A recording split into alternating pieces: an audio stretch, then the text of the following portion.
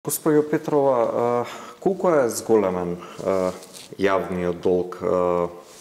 овие 7 години наназад? Имате ли увид на што се потрошени овие средства и впрочем севкупно сите овие буџети што се потрошени годиниве наназад? Во 2016 година оваа политичка влада ја почна со јавен долг од 4,7 милиарди евра,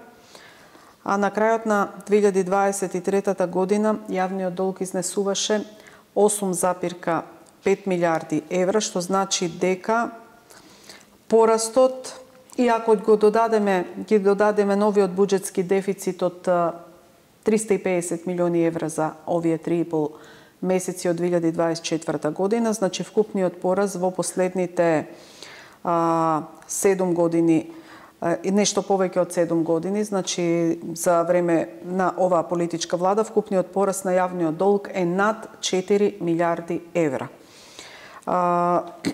Зашто се потрошени тие пари, значи овие 4 милиарди евра задолжувања на македонските граѓани и идните генерации и вкупно потрошените средства во сиве овие години од околу 30 милиарди евра, значи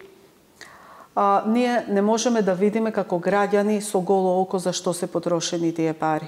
Значи немаме никаква нова инфраструктура, транспортна, железничка, немаме нови здравствени капацитети, немаме некои вложувања во опрема и други инвестиции кои ќе значат подобро да се справуваме со загадувањето, кои ќе значат подобро да се справуваме со климатските промени, капацитети кои што и вложувања кои ќе овозможуваат поголема енергетска ефикасност. Значи немаме ништо што е видливо со голо око. Да, и во минатото во нашата земја имало задолжувања и имало јавен долг. Еве за споредба, јавниот долг во периодот на претходната влада, на претходната политичка влада на ВМРО-ДПМНЕ, во периодот од 2007 до 2016 година, значи за 9 години се зголемил за 3,1 милиарда евра, меѓутоа во тој период имаше инвестиции и граѓаните почувствуваа значи промена на животниот стандард, бидејќи животниот стандард не го сочинуваат само платите и пензиите, туку се она што го чини секојдневниот живот на граѓаните, значи можностите за користење на инфраструктура, здравствени услуги, образование и така натаму. Значи во овој период нема ништо и навистина е